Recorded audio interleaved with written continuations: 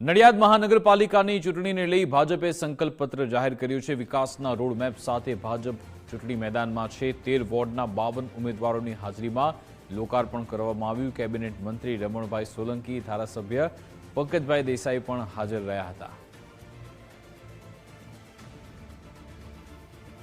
નડિયાદ મહાનગરપાલિકાના ચૂંટણીમાં જ્યારથી મહાનગરપાલિકા બની છે ત્યારથી લઈ અને આવનારા સમયની અંદર મહાનગરપાલિકા બન્યા પછી 5 વર્ષમાં કેવા પ્રકારના કાર્યો છે, તેમાં ખાસ કરીને અલગ અલગ જે પ્રજાની અપેક્ષા મુજબના જે કાર્યો છે એને કેવી રીતે આગળ લઈ જવા, એ કાર્યો કેવા હોઈ શકે, કયા પ્રકારના હોઈ શકે, એની એક દિશા આપતો આજનો આ સંકલ્પ પત્રનો કાર્યક્રમ હતો।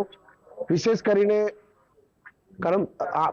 કરીને નડિયાદ મહાનગરપાલિકાએ જે ખૂબ વિકાસના કામો કર્યા છે એ જનમાનસ સુધી પહોંચે અને આગામી સમયની અંદર જે મહાનગરપાલિકા જે કામોને અગ્રિમતા આપીને કરવા માંગે છે એની પણ દિશા મળે, એના માટેનો આ વિશેષ કાર્યક્રમ હતો।